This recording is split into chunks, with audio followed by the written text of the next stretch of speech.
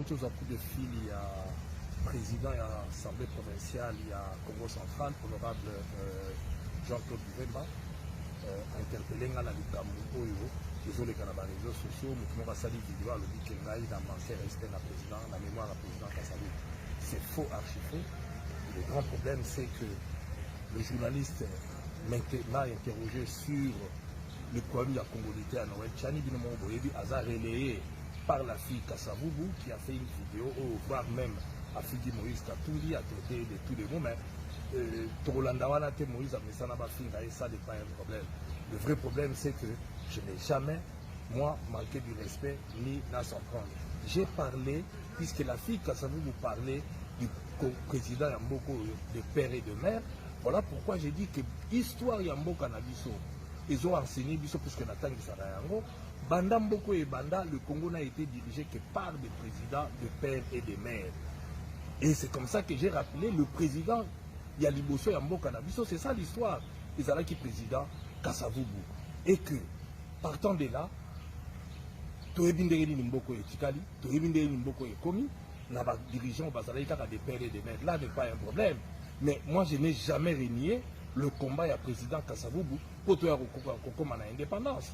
Ça, je n'ai jamais remis ça en cause. L'histoire le renseigne d'ailleurs. Mais ici, Oyo a salaki vidéo, on a salaki de mauvaise foi. Peut-être qu'il a la buzz en mettant mon nom. Je suis désolé. Moi, je n'ai pas besoin. Il y a pour manquer respect. J'ai toujours été en très bon terme dans le Congo central. Je suis désolé, par exemple, dans la polémique, dans la Katuana Nazate, président, en tout cas, mes excuses, les engagés. Merci beaucoup. Na Francis Kalombo, il faut y avoir aussi mieux longue basi bagate. Kassavubu c'est un esprit, Abako c'est un esprit. Esprit pas batté pour Kassavubu. Ce qui pour un mongo, Azamaye la zaki na grand séminaire de Kabwe pour un agassa et panabino. Asi c'est que Moussala menzamba linga kite ye azala sangwa tinda ke kuna ke ngozwa mayele. Mais na ya pesa qui a ça l'anzela mususu. Mais en 1946 Kalombo tata na bota mate. Kassavubu a sali droit de premier occupant. A senga droit de premier occupant Kassavubu. Et Kassavubu c'est un esprit dans le binayo Kalombo. C'est un esprit puisque tant que ça les Abako il y a zakité. Mais en 1950 Bakoni est président général Abako. Le 24 mars 1954, où il y a eu direction à Abako, Abako a fondé des alarmes. A dirigé Abako, qui a une indépendance au Yobino Bovandeliao. Au Congolais, nous avons vendu à Congo pour la Kassavubu. Puisque Kassavubu a sali boloko. A sali boloko pour nous à Kangamaki. Tata na yo Kalombo à Kangamate. Negono Munuba Moko à Kangamate pour les Kamouya de Panda. Au besoin de les Sengolero. Alors, Kassavubu qui se repose en paix aux autres moulaïs. Kassavubu a tiki 14 milliards de dollars dans la Banque centrale. A tiki 14 milliards d'air à tiki pouvoir. Kabila l'air à tiki Mokoyo a tiki 1 milliard 400 000 dollars. Mais la ligne a dit que Nambo Kassavubu a tiki na 14 milliards. Quand Mobutu a sali nouveau Zaïre, en 1967. Un Zaïre est égal à 2 dollars dans la pensionnaire. C'est Kassavubu. Il paie un natunga, un natunga. En nommant de Kunabile Kisekedi, une ordonnance spéciale comme directeur général Enda. Yango Moni Kisekedi a tué Bandekwe Belé Baluba na Katia droit. Puisque grâce à Kassavubu, a nommé qui en 61, a nommé. Mais pourquoi vous avez reconnu ça? Biso to uti na Congo de là. Il y a un président qui s'est dit qu'on connaît un mélange dans le Congo de là. Pourquoi on a un problème? En 1885, Tango, la conférence de Berlin, a créé l'État indépendant du Congo. L'État Kasai, Bandundu, Congo, Israël qui est la province de Congo Kasai. N'a pas Congo Vivi. Premier capitaine qui vit en 1885. En 1886, et l'on vit et qui na boma. Alors, en 1929, il a quitté Kinshasa. Kassavou va décider que capital fait un millier de pays et ça les kananga décider qui. Tant baluba na balunu aba bomani awa. Na libre le conflit pour vendre la tranquillité. Bozolu kamakam. Ba bomani ate baluba na balulu. Nani aki ko régler ba problème wa. Nani. Avec cette conférence, on a parlé de la nation entre baluba baka baye awa. Asangsi bango. Pour le kimia. Hein? Babomaki bango. Alors, les lots comme Koloba, nama Kassavou Salini. Kassavou Salini pour ça là. Atiki Mboko Nyogote. Atiki Kimia. Un bon gestionnaire. A quelle mission Simbo on a l'état. Yo, moi, Mouto, yo. Dans le mozo Sarana Kassavou. Au Bangate. Hein? Au Tika Kassavou reposer à péter. Hein? Boké Chikoyo. Babomaki Koboma. Bana Bazaki complice. Bina Baluba. Wakina Kati. Akufi na Kati Andako. Alors, afandi, tu vandi kimia, tu la Kassavou. Aussi bien Kassavou, tu me aussi bien esprit Bakongo. Esprit wa ne soit qui dépenda. Bino suko bossa ni ye. Nzamba bossa ni te, kilo e ko bossa na ite. Natiri ko piniri yo kalongo. E ko piniri yo. Comme Kassavou wa sal indépendance immédiate sans condition. Indépendance. Belle Jacques biloka kei. Hein? Aki ko négocier. Alors, les loyaux sont sangana Kassavou. On s'en a cassé les Camerounais. Donc, il y a un lobby là, on a eu sur investissement. Et ça va Congo, te côté l'élément pour te répondre dans beaucoup. Pour pas s'en a besoin mingi biso ba Congo. Pas s'en a besoin mingi on a 5 biso ba Congo. Te côté les besoin news. Te côté les parce que muto yo nani yo nani yo Moïse Katumbi Negazaki gouverneur. Azalaki gouverneur kuna, Azaki élu député national, provincial. Bon, Bakamounine au Lingoloba. Est-ce qu'ils sont tchaki? Pas voté qui a dirigé pourquoi? Au Koko Sagrabatu Bouité. Hein? Donc, ceux qui Katumbi, Yom Totini Kalombo, pas finir Kassavou, Katumbi, nous comme moi, au Senga, pardon, et pas Kassavou. Pas comme on a un problème, Nayote, Moïse Katumbi. Voilà, merci beaucoup. Bonne journée. Ouais, bonjour les amis. Ici, je voulais répondre à Monsieur Francis Kalombo qui a traité notre héros national de tout. Ok, voilà, je crois que... Je voulais m'adresser à Monsieur Francis Kalombo. Francis Kalombo. Je vais m'exprimer à Lingala pour battre Baye Babayo Kapin parce que lui, il a fait Lingala, langue nationale. Papa Francis Kalombo, yeba yango ke biso bane Congo, surtout ba jeunes particulièrement, tozana kanda na yo makasi.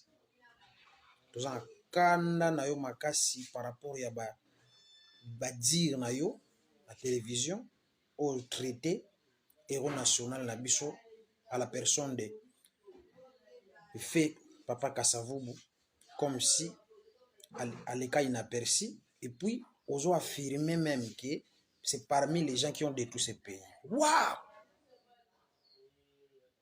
Comment oses-tu? Mais c'est français. Malheureusement,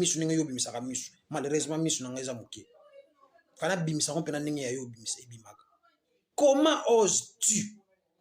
Comment oses-tu? Comment oses-tu? France Kalombo, comment oses-tu dénigrer la personne de Kassavou? Mais moi, je te croyais je te prenais pour un intellectuel. Franchement, tes interventions, des fois, j'aime, mais voilà. Comment tu es tombé si bas? Comment tu as dénigré les pères de la démocratie, les pères, je dirais, de l'indépendance. Les pères de l'indépendance. Je pèse bien mes mots, les pères de l'indépendance.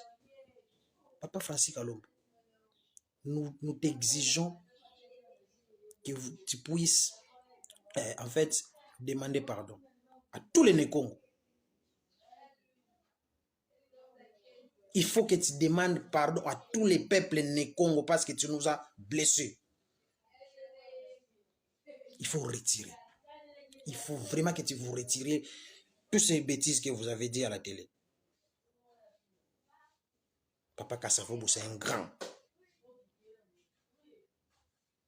Joseph Kassavou, c'est un grand. Ce n'est pas la moindre.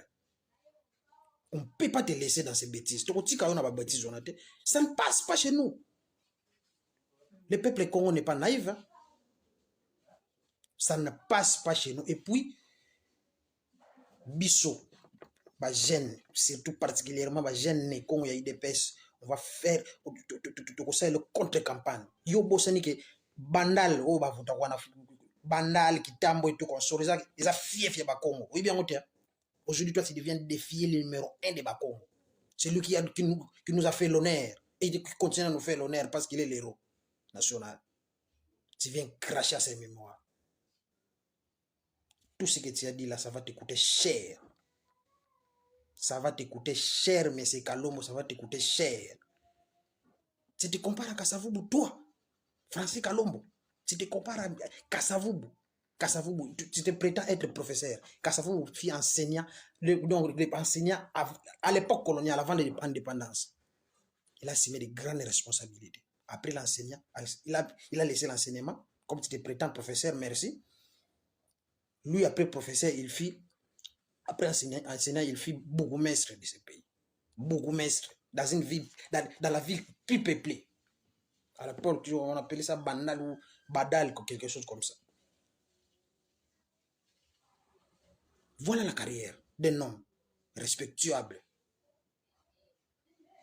Après là, il fit comptable, monsieur. Après qu'il soit bourgmestre, il fit comptable de ces pays.